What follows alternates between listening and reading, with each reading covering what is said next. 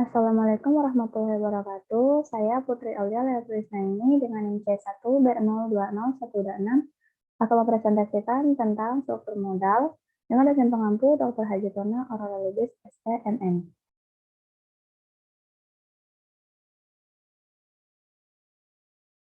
Yang pertama, definisi struktur modal. Struktur modal adalah perbandingan atau imbangan pendanaan jangka panjang perusahaan yang ditujukan oleh perbandingan hutang jangka panjang terhadap modal sendiri. Struktur modal yang optimal adalah struktur modal mengoptimalkan keseimbangan antara risiko dan pengembalian sehingga memaksimalkan harga saham. Untuk itu, dalam penetapan struktur modal, suatu perusahaan perlu mempertimbangkan berbagai variabel yang memengaruhinya.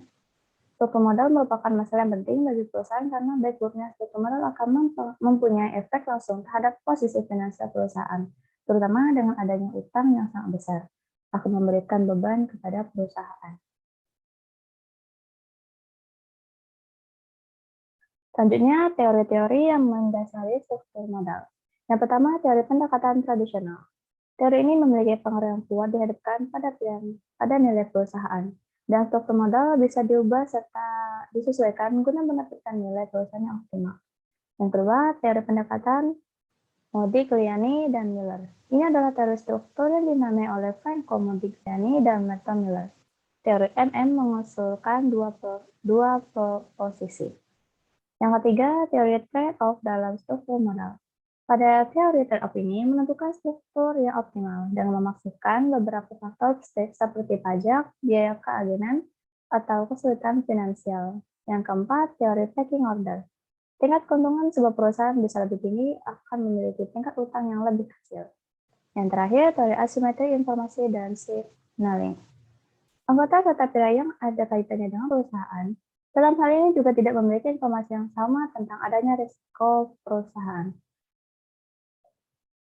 Selanjutnya, faktor-faktor yang mempengaruhi struktur modal. Yang pertama, struktur aktifnya disebut juga tangibility berdasarkan Standard & Brigham, bahwa adanya perimbangan atau perbandingan antara total aktiva dan aktiva tetap. Yang kedua, definisi dari Kartini dan Arianto tahun 2008 bahwa adanya cow opportunity merupakan perubahan titik aktiva yang perusahaan miliki.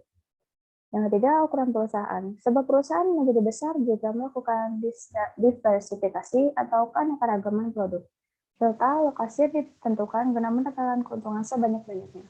Yang keempat, profitabilitas. Kemampuan perusahaan dalam menghasilkan laba pada tingkat yang diterima dengan suatu ukuran dalam presentasi nilai sebuah perusahaan merupakan profitabilitas. Dan yang terakhir, risiko bisnis. Pada risiko bisnis ini bisa menimbulkan kesulitan bagi perusahaan dalam melakukan kendaraan eksternal. Yang terakhir, fungsi struktur modal. Yang pertama, memaksimalkan pengembalian.